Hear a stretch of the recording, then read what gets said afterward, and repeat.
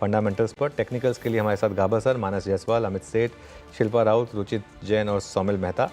उसके बाद श्रेया से जानेंगे बजाज फाइनेंस और कोटक महिंद्रा बैंक पर ब्रोकरेजेस क्यों हैं बुलिश। 2:30 पर कंचन से जानेंगे आईटी सेक्टर पर सीएलएसए की रिपोर्ट। 2:25 पर यतिन से जानेंगे पेट्रोनेट एलएनजी जो आज का एक्सीडेंट ऑफ द डे है, उसके रीजंस। फिर यतिन से ही 2:30 पर जानेंगे आज बाज़ार में ऑटो सेक्टर्स में क्यों है रफ्तार। दीपाली से जानेंगे देश के सबसे बड़े गाड़ियों के मेले भारत मोबिलिटी एक्सपो में क्या उम्मीदें, आज का सेक्टर ऑफ द डे है ऑटोज़। 2:35 पर कंचन से जानेंगे बैंकों के Q3 अपडेट कैसे रहे। 2:45 पर विनी से जानेंगे जुबिलेंट फूडवर्क पर एक ब्रोकरेज नोट। 2:50 पर मार्केट आउटलुक पर हमारे साथ होंगे आनंद राठी वेल्थ के डिप्टी CEO फिरोज़ अजीज़। 3 बजे डीलिंग रूम चेक। 3:10 पर हम जानेंगे BTST कॉल और उसके बाद मार्केट की स्ट्रैटेजी कल के लिए। चलिए अब आगे बढ़ते हैं और हमारे साथ हमारा पैनल तैयार है। आप सभी को गुड आफ्टरनून। 24,150 पर निफ्टी इस समय। गावा सर बताइए क्या ट्रेड लें। Good afternoon. स्टॉक जो लेना चाहिए आज वो है HCL टेक। इसमें एक ब्रेकआउट मिला है, स्ट्रक्चर पॉजिटिव है, करेक्शन खत्म हुआ, ट्रेड करा है 1958 पर, स्टॉप होगा 1940, मतलब करीब 1800। नियर टर्म टारगेट 2000 के होने चाहिए। हो सकता है आज आ जाए या मे भी स्पिल ओवर हो सकता है कल तक के लिए, लेकिन लगता है कि HCL टेक 2000 की तरफ जा रहा है।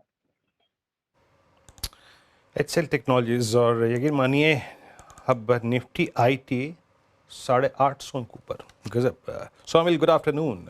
सौमिल, एक तो आपका आज ट्विटर पे भी और सभी सोशल मीडिया प्लेटफॉर्म पे हमारे बड़ा अच्छा रिस्पॉन्स आया था। आपकी वो जो सुबह का एक कॉल था निफ्टी का, बहुत शानदार ट्रेड, बहुत वक्त पे था, अच्छे रेट पे था। Thanks for the trade. अभी का कॉल आपका।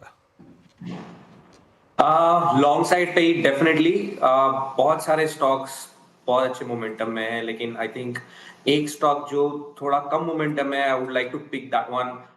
DLF स्टॉक है जो अभी तक चला नहीं है और I think it has just broken out of a triangle. छोटा सा ट्रायंगल है, उसमें से निकला है और यहाँ पे आप स्टॉप लॉस रख सकते हैं 815 पे और targets in the very short term I think around 850 855 के आसपास होंगे। ठीक है, DLF एक बाई साइड की ट्रेड, स्टॉप लॉस 815 का मेंटेन करके चलिए। शिल्पा जी आप क्या पिक कर रही हैं आज? Good afternoon. मेरा ट्रेड अभी के लिए रहेगा ऑयल इंडिया पे। ऑयल इंडिया चला भी है, लेकिन यहाँ पे मुझे लगता है कि एक फ्रेश रेंज ब्रेकआउट आ रहा है 460 के ऊपर। इसका एक ब्रेकआउट बहुत ही स्ट्रांग है। मुझे लगता है यहाँ से 485 से लेके 500 इसके इमीडिएट टारगेट्स हो सकते हैं। कल तक ही आपको ये अचीव होते भी मिले। यहाँ पे स्टॉप लॉस आप 445 का मेंटेन कर सकते हैं and look for targets of 485 से 500। किसी को ऑप्शंस के थ्रू ट्रेड करना है तो आप एट द मनी 460 का ही कॉल ऑप्शन ले सकते हैं जो रफली 21-20 रुपए के अराउंड है। तो यहाँ पे आप स्टॉप लॉस 15 रुपए का मेंटेन कीजिए and look for targets of 27 से लेके 30। ओके, चलिए अब मानस के पास चलते हैं। मानस गुड आफ्टरनून। मानस आपकी trade. Good afternoon Anuj ji. तो देखिए M&M फाइनेंस पे खरीदारी करने की राय रहेगी। अगर आप देखें तो आज ही स्टॉक ने 20 डे और 10 डे मूविंग एवरेज को रिगेन किया। 50 डे मूविंग एवरेज को कुछ मिनटों पहले स्टॉक ने ब्रीच कर लिया। वॉल्यूम्स काफी बेहतर हैं, तो M&M फाइनेंस पे 271 के स्टॉप लॉस से खरीदारी करेंगे। 286 तक के टारगेट्स पॉसिबल हैं। अगर चाहे तो 280 वाला कॉल ऑप्शन ले सकते हैं। 7 रुपए 65 पैसे पे ट्रेड हो रहा है। इसमें आपको 5 रुपए 30 पैसे के स्टॉप लॉस से खरीदारी करनी है और 13 रुपए के टारगेट सेट करते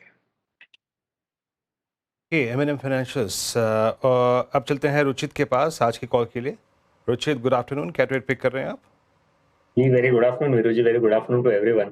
वेल, पिछले 2 महीने का कंसोलिडेशन का ब्रेकआउट ट्रेंड लिमिटेड में देखने मिल रहा है कि जहाँ पे एक कंसोलिडेशन पूरा हुआ था उसमें 7230 7235 ये एक हर्डल एक्ट कर रहा था और आज वो स्टॉक ने उसके ऊपर अपमूव अच्छे वॉल्यूम्स के साथ दे रहा है। तो आई थिंक यहाँ पे एक अच्छी ट्रेंडेड फेज रह सकती है। 7140 के नीचे स्टॉप लॉस रख के ट्रेंड में खरीदारी की सलाह रहेगी 7450 के अराउंड के टारगेट्स के लिए। ठीक है, 7140 स्टॉप लॉस मेंटेन करके ट्रेंड की बाई साइड की ट्रेड आपके लिए। आशीष जी गुड आफ्टरनून, आपने क्या पिक किया है? Good afternoon. तो थोड़ा सा रेपिटेटिव होगा पर मुझे लगता है कि हमारी भी जो पिक है वो ट्रेंड लिमिटेड रहेगी। हालांकि इसकी चर्चा पहले भी कई बार हमने शोज पे की और अभी हमें लगता है कि एक बेहतरीन अप ट्रेंड के लिए स्टॉक तैयार हो रहा है। तो हम ये मानते हैं कि पहले तो एज अ डिस्क्लोजर स्टॉक काफी लंबे समय से हमारे पोर्टफोलियो एपेक्स पीएमएस में बना हुआ है और मुझे लगता है कि जो अच्छा खासा कंसोलिडेशन पिछले 3-4 महीने में हुआ वो अब कंप्लीट हो चुका है। मेरा मानना है कि अब 7,000 पे एक अच्छा बेस बना है और स्टॉक कहीं ना कहीं 8,500 तक की ट्रेजेक्ट्री आपको आने वाले समय में दिखा सकता है। तो ट्रेंट लिमिटेड हमारी टॉप पिक रहेगी। अब इसके जो कारण है इसमें 3-4 चीजें हमें लगता है कि एक तो 823 जो फैशन स्टोर से कंपनी आज चला रही है, जिसमें कि 228 वेस्ट साइड के हैं, ऑलमोस्ट 559 जूडियो के स्टोर्स हैं और 36 जो स्टोर्स है वो हम देखते हैं मिसबू समूह ऐसी कुछ ब्रांड्स हैं, इनके साथ भी इन्होंने काम कर रहे हैं, तो वो वैसे स्टोर्स हैं। और ग्रोसरी साइड पे 72 स्टार के स्टोर्स ये चला रहे हैं। अब हमें लगता है कि जो स्टार का जो बिजनेस है, स्टार बाजार का जो बिजनेस है, वो भी बहुत जल्द एबिटा ब्रेक इवन पे आने की तैयारी कर रहा है। और आपने देखा होगा कि पिछले 5 सालों में कंपनी की जो टॉप लाइन ग्रोथ है वो मोटा मोटी 36% के आसपास हुई, बट इस ड्यूरेशन में प्रॉफिट ग्रोथ काफी सिग्निफिकेंट हुई, जिसकी वजह से जो क्लियरली इंडिकेट करता है कि मार्जिन एक्सपांशन बहुत अच्छा हो रहा है। और आने वाले 5 सालों में हमें लगता है कि कंपनी की टॉप लाइन और प्रॉफिटेबिलिटी ग्रोथ 40% के ऊपर केगर आने वाले 5 साल ग्रो हो सकती है, जिसके चलते हमें लगता है कि एक जबरदस्त ग्रोथ इस पूरे बिजनेस में आती हुई नजर आएगी। और एक चैलेंजिंग इन्वायरमेंट में जब कंज्यूमर बिजनेसेस काफी स्ट्रगल कर रहे थे, तब ट्रेंड ने एक बहुत अच्छी ग्रोथ दिखाई। तो मुझे लगता है कि ये जो अप ट्रेंड है ये कंटिन्यू रहेगा और यहाँ से मोटा मोटी 15 से 20% की अपसाइड हमें लगता है जल्दी ट्रेंड के स्टॉक में देखने को नजर आ सकती है। ट्रेंड आपकी स्क्रीन पे डे हाई पर आके ट्रेड करता है। मेरे आज के 2 स्टॉक्स जो है आई थिंक ओआई के आधार पे पिक किए थे। अभी टिप्पणी की थी 72.60 पे और अब ये 72.92 पे, और वो पॉली कैब आ गया 74.40। मैं आऊँगा इस पर, लेकिन अनुज जो 2 स्टॉक्स जिन पे हमारी आज खुल के सुबह सुबह चर्चा हुई थी, और मारुति और एक Chola, exactly because of that Ashok Leyland factor. अब इस तेज़ी को क्या चलाते चले अनुज, जो सही टाइम पे स्पॉट हो गया वो? वीरू, मेरा मानना यह है कि दोनों स्टॉक्स में एक फ्रेश तेज़ी की शुरुआत हुई है। ये बहुत जल्दी यहाँ पर प्रॉफिट बुकिंग की ना करें आप। और आई थिंक मारुति से ज़्यादा मुझे आज चोला की जो कॉल चली ना उस पर ज़्यादा खुशी हुई, क्योंकि वो एक जैसे कहते हैं ना एक लॉजिकल ट्रेड थी वो उस वजह से जब चली, क्योंकि एक तो थे सेल्स डेटा, अशोक लेलैंड का सेल्स डेटा आया और टाटा मोटर्स का सीवी का सेल्स डेटा आया। दूसरा था उनका आउटलुक। कल टाटा मोटर्स ने बहुत पॉजिटिव आउटलुक दिया था सीवी सेल्स को लेकर, और अशोक लेलैंड का भी वही मानना है। देखिए, ज़्यादा सीवी अगर बिकें, ज़्यादा ट्रक बिकें तो इसका क्या मतलब है? एक सिंपल सवाल अगर आप किसी से पूछेंगे कि अगर इकोनॉमी में ट्रक ज़्यादा चल रहे हैं तो मतलब क्या हो रहा है? बहुत सिंपल है कि इकोनॉमी अच्छी हो रही है, बात खत्म। ट्रक, क्योंकि at the end of the day truck ही सारे माल की ढुलाई करेंगे, जो इकोनॉमी में यूज़ होनी है उसको ट्रक ही यूज़ करेंगे। ये पूरा का पूरा ट्रांसलेट होता है रियल एस्टेट में, ये पूरा का पूरा ट्रांसलेट होता है सीमेंट में, ये पूरा का पूरा ट्रांसलेट होता है बाकी की चीज़ों में।